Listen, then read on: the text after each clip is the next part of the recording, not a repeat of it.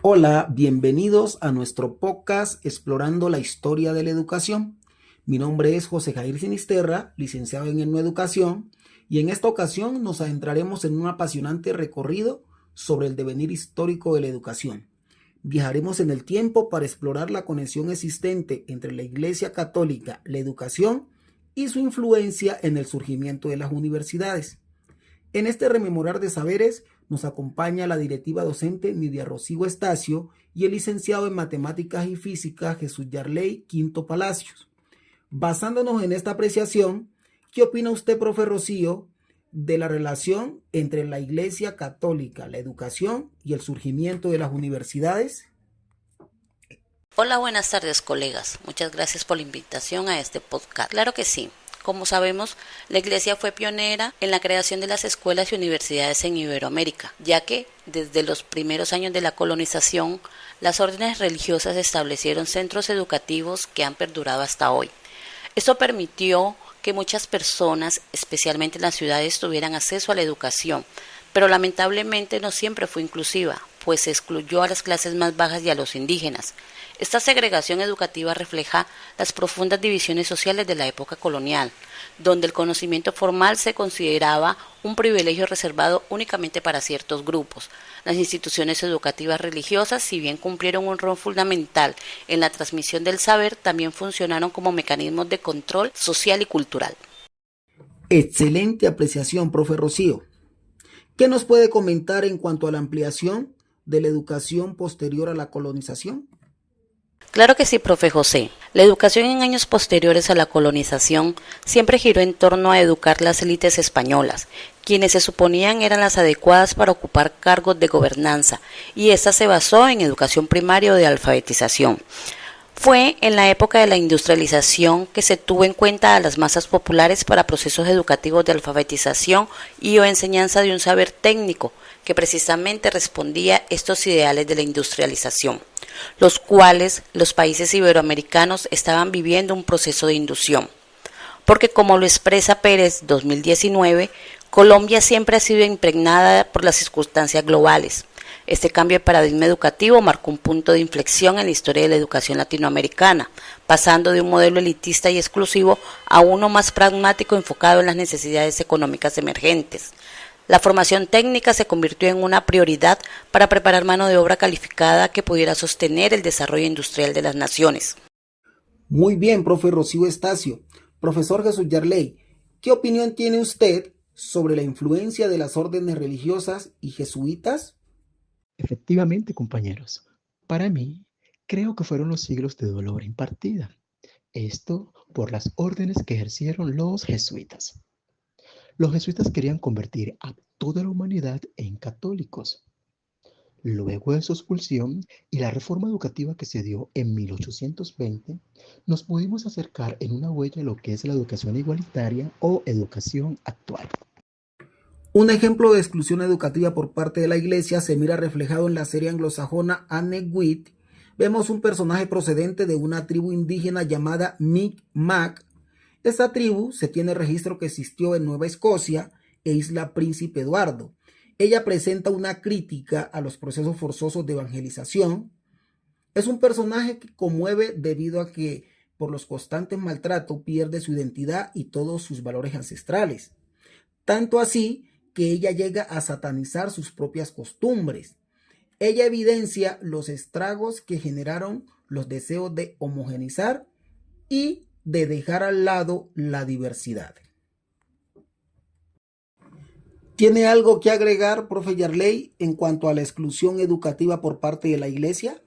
Precisamente, compañera Rocío, considero que tuvimos que pasar por mucho, pero algunos aportes del exterior, a modo de ejemplo, muchas corrientes, muchas influencias, entre ellas las influencias francesas, nos permitieron continuar con la lucha para poder aplicar el ejercicio del derecho a la educación en nuestro territorio, donde cada ciudadano pueda recibir una educación desde un enfoque, una perspectiva inclusiva e intercultural.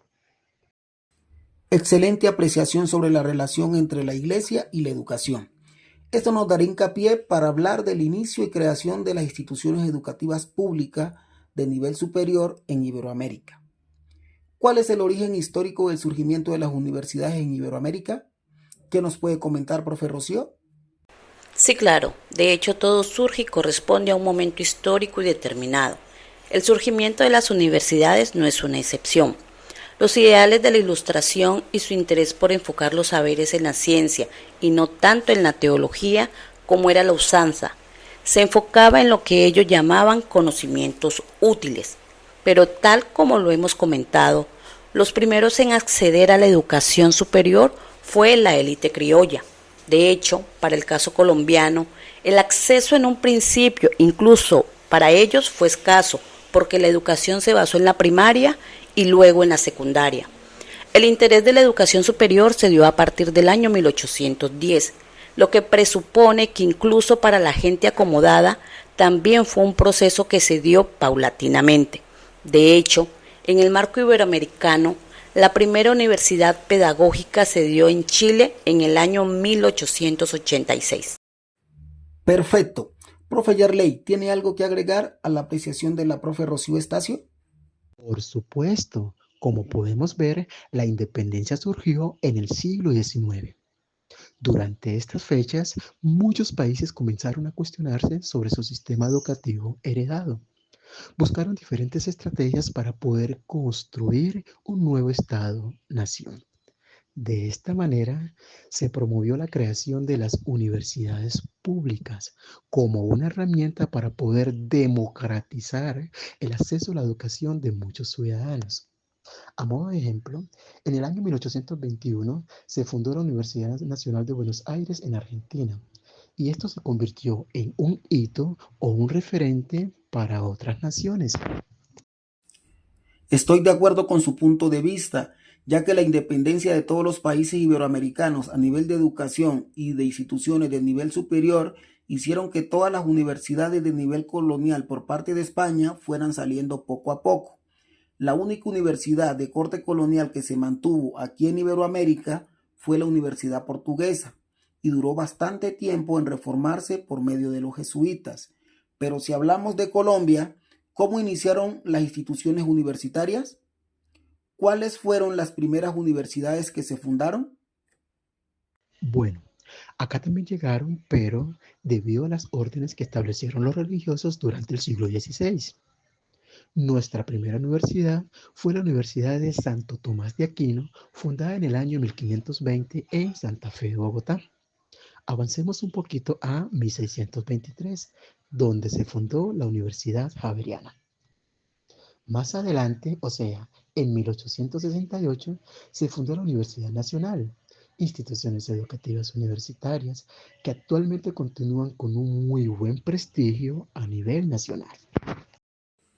¿Qué puede concluir sobre el papel de las universidades públicas en el desarrollo educativo y social, profe Rocío? Bueno, colegas, para concluir el tema de las universidades públicas, vemos que han sido pilares fundamentales para el desarrollo educativo y social, pues esto ha permitido que generaciones enteras accedan a ese conocimiento y contribuyan a sus comunidades para el mejoramiento de las mismas. Aunque hoy en día enfrentan muchos desafíos relacionados con problemas financieros y de calidad, además, sigue existiendo la desigualdad en las regiones rurales o desfavorecidas. A pesar de que la tecnología ha avanzado significativamente, siguen existiendo estas brechas que limitan el acceso equitativo a la educación superior. Es fundamental reconocer que las universidades públicas no solo forman profesionales, sino que también generan investigación, promueven el pensamiento crítico y fomentan la movilidad social. Ok, esto quiere decir que a pesar de las luchas continuas que han habido en nuestro país por una educación pública, gratuita y de calidad en las instituciones de educación superior, en muchos de los sectores de nuestro territorio nacional sigue existiendo el difícil acceso a las instituciones. Espero que les haya gustado nuestro podcast explorando la historia de la educación y nos vemos en una próxima ocasión. Hasta pronto.